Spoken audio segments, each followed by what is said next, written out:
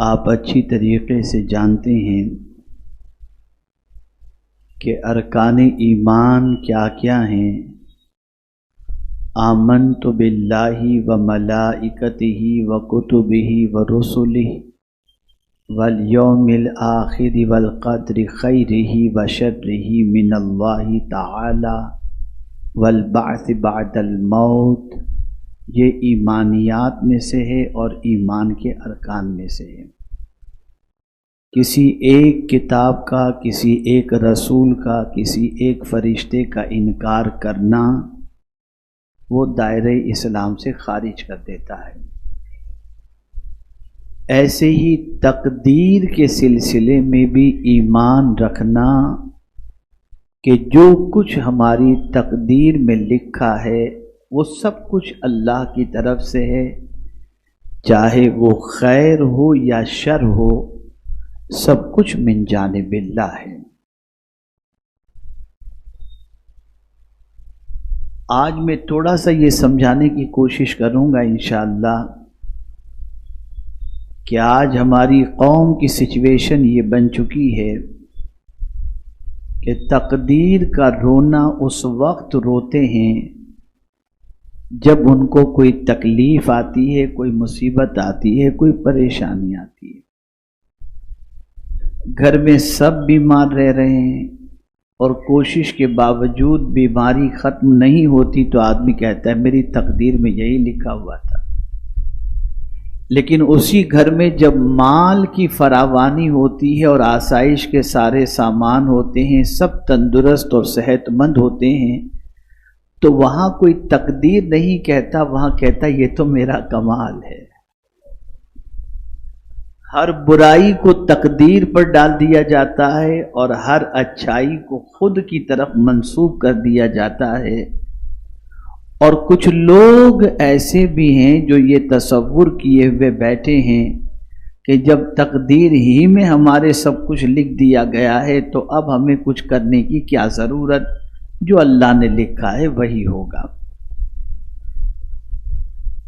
یاد رکھیں تقدیر کے بارے میں جاننا ضروری ہے، تقدیر کے بارے میں معلومات حاصل کرنا ضروری ہے، لیکن تقدیر کے بارے میں بحث کرنے کی سرکار صلی اللہ علیہ وسلم نے اجازت نہیں دی۔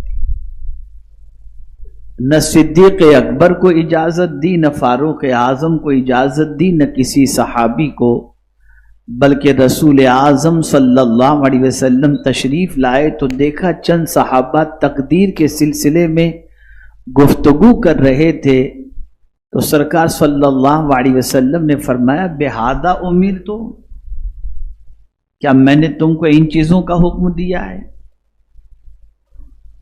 حضور صلی اللہ علیہ وسلم نے فرمایا کیا میں تمہارے درمیان اسی لیے بھیجا گیا ہوں کہ تم تقدیر پر بحث کرو؟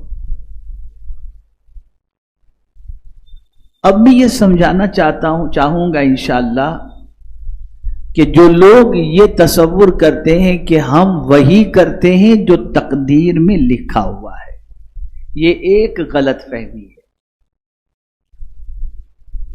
اس کو اچھی طرح سے آج ذہن کے اندر محفوظ کر لیں۔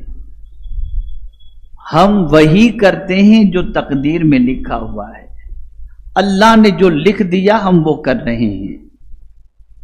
مسئلہ در حقیقت یہ ہے کہ جو ہم کرنے والے تھے اللہ اس کو جانتا تھا، اس کے مطابق اس نے لکھ دیا ہے۔ ہم وہی نہیں کرتے جو اللہ نے لکھ دیا ہے، ہم جو کرنے والے تھے اللہ علیم و خبیر ہے، وہ جانتا تھا اور اس کے علم میں یہ بات تھی کہ میرا یہ بندہ یہ کرنے والا ہے، اس کے مطابق اس نے لکھ دی۔ اس کو میں بہت آج کے دور کے تقاضے کے اعتبار سے سمجھاؤں تو بات اچھی طرح سمجھ میں آئے گی۔ مثال کے طور پر کوئی پرزہ بنایا جاتا ہے، پرزہ بنانے والا، انسٹرومنٹ بنانے والا وہ جانتا ہے کہ کون سی چیز کس کام میں استعمال میں آئے گی۔ جب وہ جان لیتا ہے، تحقیق کر لیتا ہے کہ یہ چیز اس کام میں آئے گی، اس میں یہ خوبی ہے، توجہ چاہوں گا، جب ایک پڑھا لکھا انسان، سلجھا ہوا انسان، جیسے دواؤں کو لے لیجیے آپ، تو آدمی دوا بنانے سے پہلے یہ جانتا ہے کہ یہ دوا کس کام میں آئے گی، وہ اپنے علم سے اس چیز کو جان لیتا ہے۔ اسی طریقے سے بہت سارے انسٹرومنٹ کے اندر آپ دیکھیں گے کہ آدمی جو ایپ بناتا ہے تو وہ جانتا ہے کہ یہ ایپ کس کام کے اندر آئے گا، اسی کے اعتبار سے بناتا ہے۔ تو پروردگار جل جلالہ، بندہ جو کچھ کرنے والا تھا اس نے اپنے علم سے جان لیا، اور پروردگار جل جلالہ نے اس کے مطابق اس کی تقدیر کو لکھ دی کہ یہ بندہ یہی کرنے والا ہے۔ ایک چیز اب اس کو میں سمجھاؤں کہ بہت سارے لوگ یہ کہتے نظر آتے ہیں کہ کوئی کچھ نہیں کر سکتا، کسی کے بس میں کوئی طاقت نہیں، کسی کے پاس کوئی قوت نہیں، جو لکھا ہے وہ ہو کر کے رہے گا۔ تو در حقیقت وہ تقدیر کی قسموں کو نہیں جانتے اور تقدیر کی ڈیفینیشن کو نہیں جانتے، چنانچہ وہ تقدیر کے سلسلے میں اس قسم کی بات کرتے ہیں۔ آئیے میں آپ کو سمجھاتا ہوا چلوں۔ میرے پیارے آقا صلی اللہ تعالی علیہ وسلم کے پیارے دیوانوں، تقدیر کی 3 قسمیں ہیں۔ اب میں پوچھوں گا، آپ مجھے جواب دیں گے کتنی قسمیں ہیں تقدیر کی؟ 3 قسمیں۔ ایک ہے تقدیر مبرم،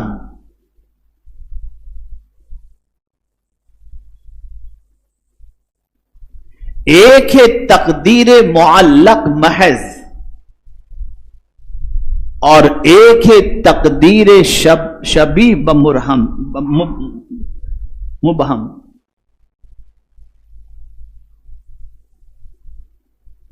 مبرم، شبیہ بمبرم، تقدیر بمبرم، اور تقدیر تقدیر محض۔ بس یہ ان 3 چیزوں کو آپ اچھی طرح سے سمجھیں۔ تقدیر بمبرم کسے کہتے ہیں؟ تقدیر بمبرم اسے کہتے ہیں جو کچھ رب قدیر جل جلالہ نے اپنے علم سے لکھ دیا ہے، اس میں کوئی تبدیلی نہیں ہو سکتی، وہ ہو کر کے ہی رہے گا۔ اسے کہتے ہیں تقدیر مبرم۔ اسے کوئی خاصان بارگاہ بھی نہیں ٹال سکتا۔ یہ وہ تقدیر ہے کہ یہ کسی سے ٹلنے والی نہیں ہے۔ اب اس کو میں قرآن کی روشنی میں سمجھاؤں۔ خاصان بارگاہ کو اللہ تعالی اس قسم کی تقدیر جس کے بارے میں لکھی ہوئی ہے، مولا نے اپنے علم سے جو لکھ دی ہے، خاصان بارگاہ کو اللہ عز و جل اس سے متعلق کچھ معروضات پیش کرنے سے روکتا ہے۔ مثال کے طور پر حضرت ابراہیم علی نبینا علیہ الصلاۃ والتسلیم ایسی جگہ پہنچے جہاں قوم لوط بھی تھی اور حضرت لوط علیہ الصلاۃ والتسلیم بھی موجود تھے، اور اس وقت حضرت ابراہیم علیہ الصلاۃ والتسلیم روزے سے تھے۔ تو حضرت ابراہیم علیہ الصلاۃ والتسلیم کو فرشتوں نے افطار کرایا، حضرت اسحاق کی بشارت دی، اور اس کے بعد فوراً یہ بات بتائی کہ قوم لوط پر اللہ کا عذاب آنے والا ہے اور قوم لوط تباہ ہو جائے۔ تو حضرت ابراہیم علیہ الصلاۃ والتسلیم نے جب قوم لوط کے بارے میں یہ سنا تو قرآن کہتا ہے کہ حضرت ابراہیم علیہ الصلاۃ والتسلیم نے اللہ کی بارگاہ میں عرض کیا، یجادلنا فی قوم لوط۔ میں تو قرآن کے اس لفظ کے بارے میں سوچتا ہوں تو عجیب کیفیت پیدا ہوتی ہے کہ کیا انبیاء کی شان ہے، کیا شان ہے۔ لوگ کہتے ہیں انبیاء کیا کوئی بھی پر نہیں مار سکتا، اور یہاں رب قدیر جل جلالہ فرماتا ہے یجادلنا فی قوم لوط. قوم لوط کے بارے میں حضرت ابراہیم علیہ السلام اللہ سے جھگڑنے لگے.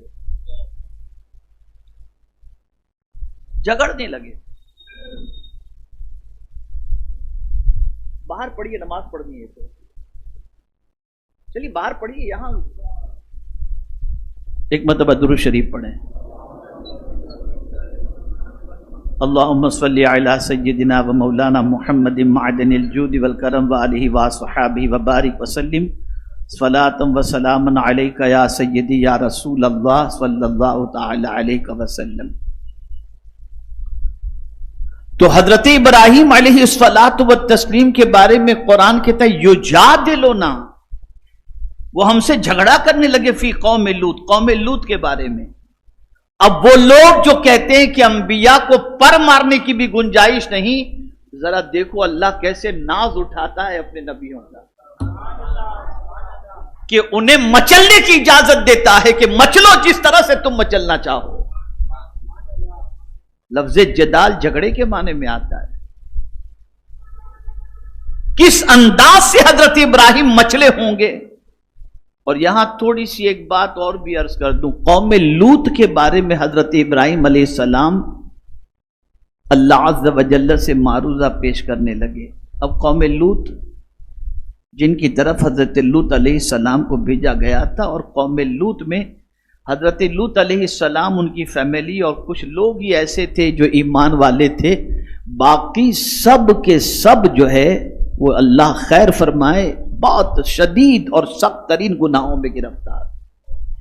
لیکن نبی کی سوچ قرآن بیان کر رہا ہے, نبی کی فکر قرآن بیان کر رہا ہے کہ کسی انسان پر اگر کچھ ہو جائے تو نبی اس کو گوارا نہیں کرتے, وہ بھی عذاب میں گرفتار نہ ہوں, اس کے لیے اللہ کی بارگاہ میں دعا کرتے ہیں. اب دیکھیے قرآن نے آگے کیا کہا, فَأَعْرِضْ عَنْ هَذَا, اے ابراہیم اس سے تم جو ہے وہ دور رہو, اس کی عرض میرے سامنے نہ کرو. روک دیا گیا. حضرت ابراہیم علیہ السلام کو روک دیا گیا کہ قوم لوط کے بارے میں تم مجھ سے عرض کرنے اور معروضات پیش کرنے سے فَأَعْرِضْ عَنْ هَذَا, اس کے سلسلے میں آپ اعراض کریں, پرہیز کریں, نہ کچھ آپ مجھ سے کہیں. کیوں؟ انہو قد جاء امر ربک انہم آتیہم عذاب غیر مردود. یہ اللہ نے چونکہ قضائے مبرم ان کے بارے میں قلم فرما دی تھی اور یہ فیصلہ ہو چکا تھا, اس لیے اللہ نے فرمایا کہ یہ ہو کر کے رہے گا اور یہ تباہ ہو کر کے رہیں گے, برباد ہو کر کے رہیں گے. یہ میرا اٹل فیصلہ ہے. تو خاصان بارگاہ کو ایسے موقع پر عرض کرنے سے روک دیا جاتا ہے, اور یہ ہے قضائے مبرم جس کو اللہ نے لکھ دیا ہے, اور جو اٹل اللہ کا فیصلہ ہے اس میں کوئی خاصان بارگاہ بھی جو ہے وہ بارگاہ سمدیت کے اندر معروضات پیش مچلنے کا موقع دیا جاتا ہے, لیکن اللہ عز و جل ان کو روک بھی دیتا ہے.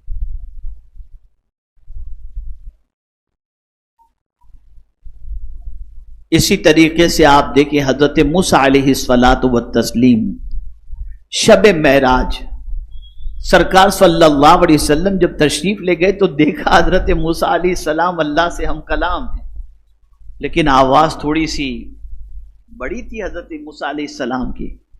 تو حضرت جبریل امین علیہ الصلاۃ والتسلیم سے سرکار نے فرمایا, جبریل یہ کون ہے جو میرے رب سے اس طرح سے باتیں کر رہا ہے؟ تو حضرت جبریل امین علیہ الصلاۃ والتسلیم نے عرض کیا کہ حضور یہ اللہ کے کلیم حضرت موسیٰ علیہ السلام ہیں. کہ رب کے سامنے اس طریقے سے؟ اب جواب سنیے. جبریل امین جواب میں عرض کرتے ہیں, حضور اللہ نے ان کے مزاج کے اندر کافی سختی رکھی ہے, اس لیے وہ اس طرح سے کلام کر رہے ہیں. اب وہ لوگ جو یہ کہتے ہیں کہ رب کی بارگاہ کے اندر پر مارنے کی گنجائش نہیں, میں کہتا ہوں اس کے بارے میں آپ کیا کہتے ہو؟ انبیاء کے ناز اللہ اٹھاتا ہے.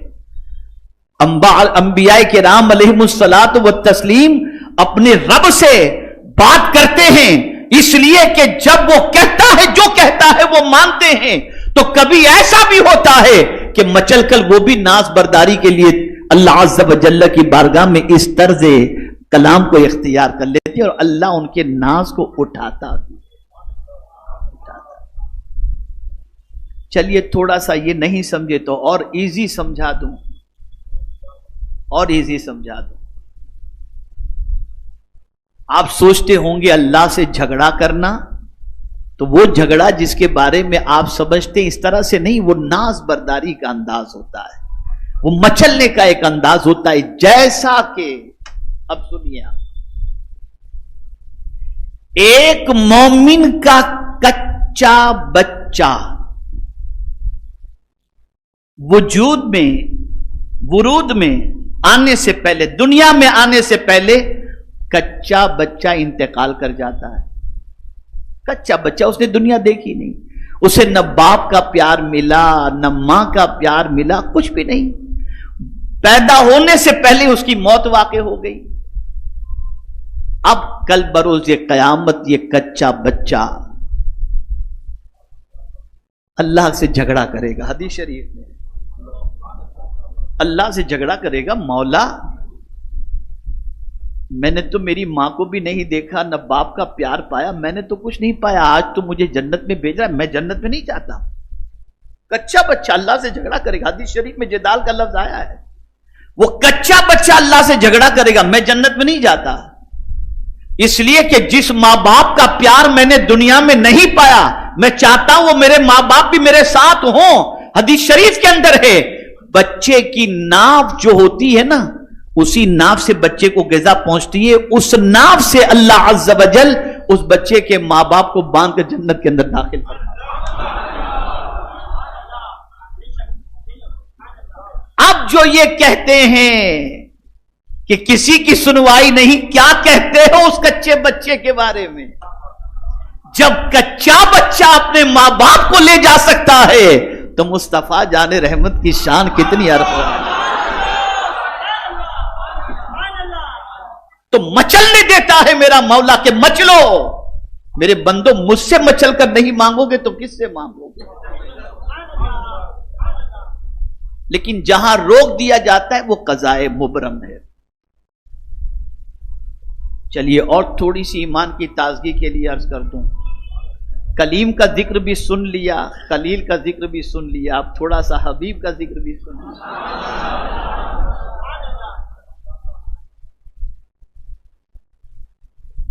جب رب قدیر نے فرمایا وَلَسَوْفَ يُعْتِيكَ رَبُّكَ فَتَرْضَىٰ، ان قریب میرے محبوب آپ کو اتنا عطا کریں گے کہ آپ راضی ہو جائیں، یہ مولا کہہ رہا ہے۔ اب دیکھیے حضور کیسے مچلتے ہیں۔ اب جب میرے مولا تو نے کہہ ہی دیا ہے کہ میں جب تک راضی نہیں ہوں گا اس وقت تک تو مجھے عطا کرتا ہی رہے گا، تو میرے کریم اب میری بھی عرض سن لے، میں اس وقت تک راضی نہیں ہو سکتا جب تک میرا ایک امتی بھی جہنم میں ہے۔ اللہ نے سرکار صلی اللہ علیہ وسلم کی اس خواہش کی تکمیل کا مژدہ سنا دیا، اور رب قدیر جل جلالہ نے اپنے پیارے محبوب صلی اللہ علیہ وسلم کو بشارت عطا فرما دی۔ انبیاء کی یہ شان ہے کہ وہ رب کی بارگاہ میں مچلتے ہیں اور انہیں یہ اختیار ہوتا ہے، دامن ادب کو تھام کر وہ مچلتے ہیں۔ تو میرے پیارے آقا صلی اللہ تعالی علیہ وسلم کے پیارے دیوانوں، یہ نہ کہا جائے کہ انبیاء کرام کو بھی قیامت میں پر مارنے کی گنجائش نہیں۔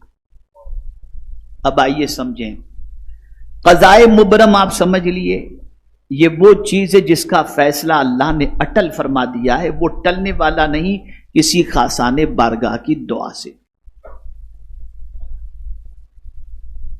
اب قضائے معلق محض، اس کو سمجھیں، یہ کیا تقدیر ہے؟ تو انسان سے گناہ ہوئے، تو انسان کے لیے مومن سے گناہ ہوئے، اللہ عز و جل نے کوئی نہ کوئی بہانہ رکھ دیا، تم نماز پڑھو گے تمہارے یہ گناہ معاف ہو جائیں گے، تم روزے رکھو گے تمہارے یہ گناہ معاف ہو جائیں گے، تم حج کرو گے تمہارے یہ گناہ معاف ہو جائیں گے، تم زکوٰۃ دو گے تمہارے یہ گناہ معاف ہو جائیں گے، یہاں تک کہ قبر میں تم پہنچو گے، عذاب کا فرشتہ دائیں جانب سے آئے گا تو دائیں جانب کی نیکیاں کام آ جائیں گی، بائیں جانب سے آئے گا تو بائیں جانب کی نیکیاں کام آئیں گی، پیر کی طرف سے آئے گا تو پیر۔ تو یہ کیا ہے؟ کسی سبب سے اللہ عز و جل نے تمہاری بخشش کا انتظام کر رکھا ہے، لکھا ہوا ہے، لیکن پروردگار نے تمہارے لیے ایک ذریعہ بھی رکھا ہے کہ ان ذریعوں کے وجہ سے، اور یہ ذریعہ فرشتوں کو معلوم، یہ ذریعہ فرشتوں کو معلوم ہے کہ پروردگار اس عمل سے اس بندے کے اس گناہ کو معاف فرمائے گا۔ تو یہ ایک قضائے جو ہے وہ محض جو ہے یہ قضا، یہ ایک تقدیر ہے۔ اب تیسری قسم آپ سمجھیں، قضا شبیہ بمبرم، مبرم تو نہیں ہے لیکن شبیہ بمبرم، اللہ نے لکھا نہیں ہے، اللہ نے لکھا نہیں ہے، لیکن اس کے علم میں یہ بات ہے کہ میرا بندہ یہ کرے گا نا۔ فرشتوں کو بھی نہیں معلوم اس قضا کے بارے میں، فرشتوں کو بھی نہیں معلوم، اور اللہ نے لکھا بھی نہیں ہے، لیکن میرے پیارے آقا صلی اللہ تعالی علیہ وسلم کے پیارے دیوانوں، اللہ کے علم میں ہے یہ بات کہ میرا بندہ یہ کرے گا نا تو اس کی زندگی بڑھا دوں گا، اس کی روزی بڑھا دوں گا۔ تو اب بندہ، یہ جو حدیث شریف میں ہے نا، رشتہ داروں سے اچھا سلوک کرو، اللہ تمہاری عمر میں اور مال میں برکت عطا فرمائے گا۔ تو یہ میرا مولا جانتا ہے کہ میرا بندہ یہ کرے گا تو میں اسے یہ عطا کر دوں گا۔ اب یہاں جو غلطی سب سے بڑی ہوتی ہے وہ یہ ہے کہ آدمی تقدیر کا بہانہ بنا کر سب کرنے سے رک جاتا ہے، یہ نہیں ہونا چاہیے۔ اور ایسی دلیل میں آپ کے سامنے لاؤں گا کہ انشاءاللہ العظیم اس دلیل کو سننے کے بعد آپ کا ایمان بھی پختہ ہوگا اور آپ تقدیر کا بہانہ بنانا بھی چھوڑ دیں گے۔ بہت سارے اوراد و وظائف اور اعمال ایسے بتائے گئے جو مختلف پرابلم کے سولیوشن ہیں۔ مثال کے طور پر ایک صحابی گرفتار ہوئے، رسول رحمت صلی اللہ تعالی علیہ وسلم کی بارگاہ کے اندر ان کے والد پہنچے اور کہا، یا رسول اللہ صلی اللہ تعالی علیہ وسلم، میرا بیٹا گرفتار ہے اور اس کی ماں اس کی جدائی کے اندر بہت رو رہی ہے، یا رسول اللہ صلی اللہ تعالی علیہ وسلم اس کے سلسلے میں کرم کی نظر فرمائیں اور کچھ بتائیں کہ کیا کرنا چاہیے۔ تو آقا کریم صلی اللہ علیہ وسلم نے فرمایا، اتق اللہ واصبر۔ رسول اعظم صلی اللہ علیہ وسلم نے فرمایا، اللہ تعالیٰ سے ڈرو، صبر کا دامن مضبوطی سے پکڑو۔ اور پھر حضور صلی اللہ علیہ وسلم فرماتے ہیں، میں تجھے اور تیری بیوی کو حکم دیتا ہوں کہ تم کثرت سے لا حول ولا قوت الا باللہ پڑھو۔ ارشاد نبوی سن کر وہ صحابی اپنے گھر لوٹ آئے اور اپنی بیوی کو سارا ماجرا آ کر بتایا۔ وہ نیک بخت بیوی کہنے لگی، حضور صلی اللہ علیہ وسلم نے جس چیز کا ہمیں حکم دیا وہ بہت ہی عمدہ ہے۔ پھر ان دونوں میاں بیوی نے بکثرت ورد شروع کر دیا، چنانچہ اس کی برکت سے دشمن ان کے بیٹے کی طرف سے غافل ہو گئے اور وہ ان کی غفلت سے فائدہ اٹھا کر وہاں سے نکل گئے اور اللہ نے رہائی عطا فرمائی۔ سبب تھا لا حول ولا قوت الا باللہ، اور یہ بہت بڑا عمل ہے۔ خدا کی قسم اس عمل کی برکت میں آپ کو بتاؤں تو آپ کی عقل دنگ رہ جائے گی، کتنا پاورفل ہے یہ عمل، کتنا پاورفل۔ میں ایک حدیث شریف ایک قول آپ کے سامنے پیش کرتا ہوں۔ علامہ پانی پتی اپنی تفسیر مظہری میں اس آیت کے ضمن میں، یعنی وَمَن يَتَّقِ اللَّهَ يَجْعَل لَّهُ مَخْرَجًا وَيَرْزُقْهُ مِنْ حَيْثُ لَا يَحْتَسِبُ وَمَن يَتَوَكَّلْ عَلَى اللَّهِ فَهُوَ حَسْبُهُ إِنَّ اللَّهَ بَالِغُ أَمْرِهِ قَدْ جَعَلَ اللَّهُ لِكُلِّ شَيْءٍ قَدْرًا۔ اس آیت کی تفسیر میں قاضی ثناء اللہ پانی پتی تفسیر مظہری میں اس آیت کے ضمن میں حل مشکلات کے لیے ایک وظیفہ لکھا ہے جو ہدیہ ناظرین ہے. حضرت مجدد الف ثانی نے دینی اور دنیاوی منافع کے حصول، دینی اور دنیاوی مشکلات کے حل کے لیے یہ وظیفہ بتایا کہ ہر روز 500 مرتبہ لا حول ولا قوت الا باللہ پڑھے اور اول آخر 100 مرتبہ درود پاک پڑھے. اللہ اس کی ساری پریشانیوں کو دور فرما دے. اب ہمارے یہاں تعویذات کے لیے اور دیگر چیزوں کے لیے لوگ آتے ہیں تو کہتے ہیں حضرت بس کچھ کر دیجئے، اور ان سے کہو یہ پڑھو. کہاں حضرت یہ بہت مشکل ہے. تو آپ سے میں ایک چیز عرض کروں کہ اس طرح سے کام نہ کریں. جنت میں جانا ہے تو کوئی پیر صاحب مرے اور آپ جنت میں نہیں جاؤ گے. جنت میں جانا ہو تو آپ کو خود کو مرنا بھی تو پڑے گا نا. آپ مریں گے نہیں تو جنت میں جائیں گے کیسے؟ اب آپ کہیں پیر صاحب مرو بھی آپ لیکن جنت میں ہم جائیں گے، یہ کیسے ہو؟ تو یہ اولیاء کرام جو اوراد و وظائف عطا کرتے ہیں اس سے مصیبتیں ٹلتی ہیں، پریشانیاں ٹلتی. اب وہ لوگ جو تقدیر کا رونا رو کر اور تقدیر پر بھروسہ کر کے چپ چاپ بیٹھ جاتے ہیں اور کہتے ہیں اب جو کچھ تقدیر میں لکھا ہے وہ ہو کر کے رہے گا، اس کے لیے ایک حدیث، اور اتنی پیاری حدیث شریف ہے کہ میں یہ سمجھتا ہوں کہ اس حدیث مبارکہ کو ذہن میں رکھ کر خدا کی قسم آقا کا سچا عشق ہوگا نا تو کوئی آدمی کبھی بیکار بیٹھے گا ہی نہیں. وہ متحرک ہو جائے گا، وہ دوڑ دھوپ کرنے والا بن جائے گا، وہ محنت و مشقت کرنے والا بن جائے گا، وہ تقدیر کا بہانہ کرنا چھوڑ دے گا. اور وہ حدیث کون سی ہے؟ اللہ اکبر اللہ اکبر. میرے آقا صلی اللہ علیہ وسلم فرماتے ہیں الکاسب حبیب اللہ. سرکار صلی اللہ علیہ وسلم فرماتے کسب کرنے والا، کام کرنے والا اللہ کا حبیب ہے، اللہ کو بہت پسند. بیکار بندہ اللہ کو پسند نہیں. ارے جب بیکار بات کرنے والا اللہ کو پسند نہیں ہے تو بیکار رہنے والا اللہ کو کہاں سے پسند ہوگا؟ اور آج کیا ہے ہماری قوم کا حال دیکھ لیجئے. بس اس پر کچھ کہنے کی ضرورت نہیں.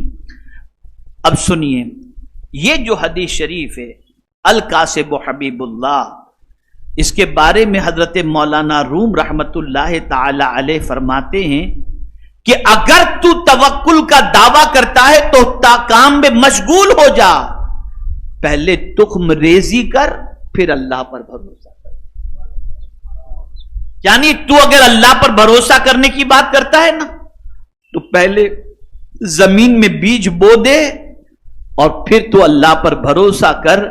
اور آگے ارشاد فرماتے اس حدیث میں جو رمز ہے اس کو سن کہ کسب کرنے والا اللہ کا دوست ہے. توکل کی وجہ سے اور تقدیر پر بھروسہ کرنے کی وجہ سے انسان کو کبھی بھی کام میں سستی نہیں کرنا چاہیے، اسے کام کرنا چاہیے. میرے پیارے آقا صلی اللہ علیہ وسلم کے پیارے دیوانوں، بلکہ سلف صالحین تو تاکید کرتے ہوئے فرماتے ہیں کاروبار کرو اور رزق حلال کماؤ، کیونکہ تم ایسے، غور سے سنیے گا، کیونکہ تم ایسے زمانے میں ہو جب کوئی شخص محتاج ہوتا ہے تو سب سے پہلے وہ اپنی متاع دین و ایمان کو بیچنا شروع کر دیتا ہے. جہاں آدمی محتاج ہوا کہ پہلے اپنا دین بیچے گا اور اپنا ایمان بیچے گا. تو میرے پیارے آقا صلی اللہ علیہ وسلم کے پیارے دیوانوں، تجارت کرو، کسب کرو، محنت کرو، یہ ساری چیزیں کرنا ہماری ذمہ داری ہے اور رسول رحمت صلی اللہ علیہ وسلم کی سنت مبارکہ ہے. صرف تقدیر مبرم جو ہے وہ ٹلنے والی نہیں، باقی بہت سارے کام ایسے ہیں جن کے کرنے کی وجہ سے تقدیر شبیہ بمبرم جو ہے اللہ تعالی اس تقدیر کے اندر لکھی ہوئی چیزوں کو یا موجود چیزوں کو یا ہونے والی چیزوں کو اعمال کی بنیاد پر ٹال دیا کرتا ہے. اس کے لیے قرآن کی ایک دلیل بھی میں آپ کے سامنے لے کر کے آتا ہوں. ان الحسنات یذہبن السیئات، کہ بے شک نیکیاں گناہوں کو مٹا دیتی ہیں. اب جو لوگ کہتے ہیں کہ کیا اللہ کے علم میں یہ ساری چیزیں ہیں کہ کون کیا کرنے والا ہے، تو اب اس کے لیے ایک دلیل پیش کر کے میں اپنی گفتگو کو ختم کرتا ہوں. قرآن مقدس میں اللہ عز و جل نے فرمایا وَالشَّمْسُ تَجْرِي لِمُسْتَقَرٍّ لَهَا ذَلِكَ تَقْدِيرُ الْعَزِيزِ الْعَلِيمِ. اللہ فرماتا ہے یہ آفتاب یعنی سورج جو چلتا رہتا ہے اپنے ٹھکانے کی طرف، سورج چلتا رہتا ہے نا اپنے ٹھکانے کی طرف، تو قرآن اس کے بارے میں فرماتا ہے کہ یہ اندازہ مقرر کیا ہوا ہے اس خدا کا. یہ اندازہ کس کا مقرر کیا ہوا ہے؟ اس خدا کا جو غالب علم والا ہے. یعنی پہلے اپنے رب کے بارے میں سمجھو کہ رب کیسا ہے، غالب علم والا. اس کا جو اندازہ ہے وہ اندازہ بالکل صحیح ہو کر کے رہتا ہے، وہ ایسا اندازے والا ہے، غالب علم والا. اب اس کی تفسیر کے اندر فرمایا گیا، بڑی پیاری بات ہے. آپ اور ہم مغرب کی نماز پڑھتے ہیں تو کب پڑھتے ہیں؟ روزہ افطار کرتے ہیں کب کرتے ہیں؟ ہم دیکھتے ہیں کتنے بجے. ٹائم بھی آپ دیکھیں کہ ایک منٹ سورج آگے پیچھے نہیں ہوتا. جو اس کا وقت مقرر دائمی تقویم جو بن گئی کہ جنوری کی اس تاریخ کو سورج اتنے بجے نکلے گا، دنیا کا علم رکھنے والا بندہ ٹائم سیٹ کر کے بتا دیتا ہے اتنے بجے نکلے گا. بندے تو نے کیسے بتایا؟ تو وہ کہے گا کہ سورج کی رفتار دیکھ کر ہمیں پتا چلا.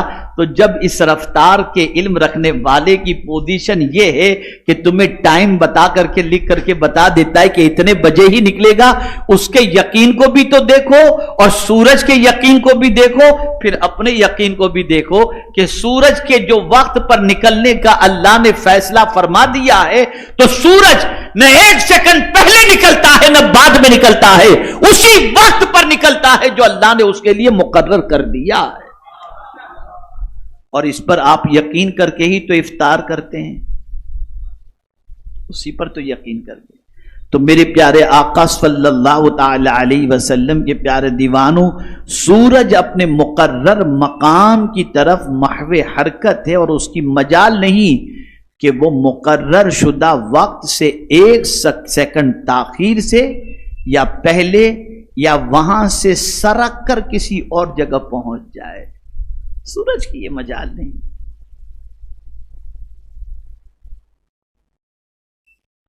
جو ٹائم ٹیبل اس کے طلوع و غروب کا مقرر کر دیا گیا ہے اس کی کمی بیشی کا امکان تک نہیں. نظام الاوقات عزیز و علیم کا مقرر کیا ہوا ہے، نہ اس میں رد و بدل کی گنجائش ہے اور نہ کوئی چیز اس کے خلاف ورزی کر سکتی ہے. یہاں سے یہ بات واضح ہو گئی کہ میرے پیارے آقا صلی اللہ علیہ وسلم کے پیارے دیوانوں، کب سورج نکلے گا، کب غروب ہوگا، یہ سب کچھ میرے رب کے علم کے اندر موجود ہے. اور رب قدیر جل جلالہ نے جو اندازہ مقرر کر رکھا ہے اسی اندازے کے مطابق سورج نکلتا بھی ہے، سورج غروب بھی ہوتا ہے، سورج طلوع بھی ہوتا ہے. تو یہاں سے یہ بات سمجھ میں آئی کہ جب سورج کا معاملہ یہی ہے تو ہمیں بھی اللہ عز و جل کی لکھی ہوئی تقدیر پر یقین کر لینا چاہیے. اور یہ یقین اس طریقے کا کہ جو قضائے مبرم ہے وہ ٹل نہیں سکتی، اور باقی چیزوں کے حوالے سے اعمال کی بنیاد پر، دعا کی بنیاد پر اور بہت ساری نیکیوں کی بنیاد پر، بہت سارے خیرات و صدقات کی بنیاد پر اللہ تعالیٰ بہت ساری مصیبتوں کو ٹال دیتا ہے.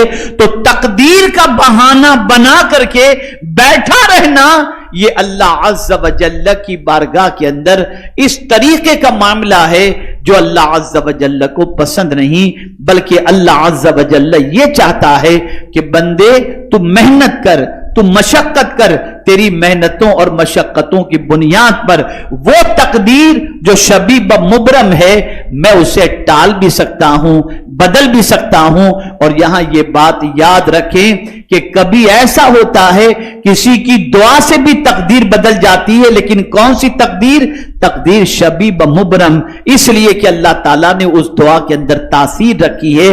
ہاں تقدیر جو مبرم ہے وہ ٹلنے والی نہیں ہے، اس لیے دعائیں بھی لیتے رہو، نیکیاں بھی کرتے رہو، محنت و مشقت بھی کرتے رہو، اللہ کی بارگاہ میں سربت سجود بھی ہوتے رہو، اس لیے کہ یہ ساری چیزیں ہمارے گناہوں کا کفارہ بن جاتی ہیں۔ اور میرے پیارے آقا صلی اللہ تعالی علیہ وسلم کے پیارے دیوانوں، جو قضائے مبرم ہے اس سے روک دیا جاتا ہے۔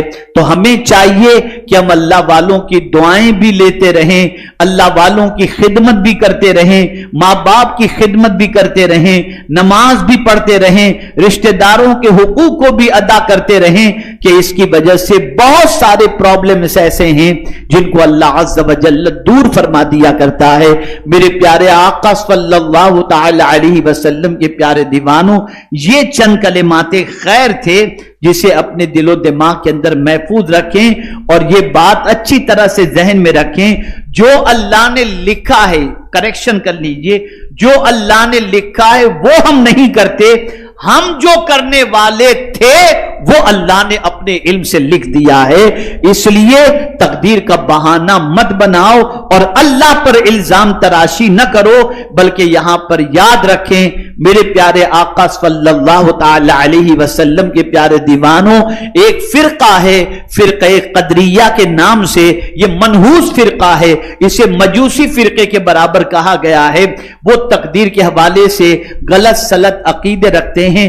ہمیں حضور صلی اللہ علیہ وسلم نے تقدیر پر ایمان رکھنے کا حکم دیا ہے کہ اللہ عز و جل نے خیر و شر جو کچھ بھی ہماری تقدیر میں قلم بند فرما دیا ہے وہ حق ہے اور ہم اس پر ایمان رکھتے ہیں۔ میرے پیارے آقا صلی اللہ علیہ وسلم کے پیارے دیوانوں، لیکن تقدیر کے سلسلے میں بحث نہیں کرنی چاہیے، تقدیر کے سلسلے کے اندر مجادلہ نہیں کرنا چاہیے، تقدیر کے سلسلے میں آرگومنٹ نہیں کرنی چاہیے، کہ رسول اعظم صلی اللہ علیہ وسلم نے اس چیز سے منع فرمایا ہے اور روکا ہے۔ اللہ رب العزت جل جلالہ آقا کریم رؤوف الرحیم علیہ التحیۃ والتسلیم کے صدقہ و طفیل ہم سب کو اللہ عز و جل کے فیصلے پر راضی رہنے کی توفیق عطا فرمائے، اور پروردگار جل جلالہ ہمیں ایسے کام کی توفیق عطا فرمائے جس سے اللہ بھی راضی ہو جائے اور اس کے رسول صلی اللہ علیہ وسلم بھی راضی ہو جائیں۔ وما علینا الا البلاغ المبین۔ السلام علیکم ورحمۃ اللہ تعالی وبرکاتہ۔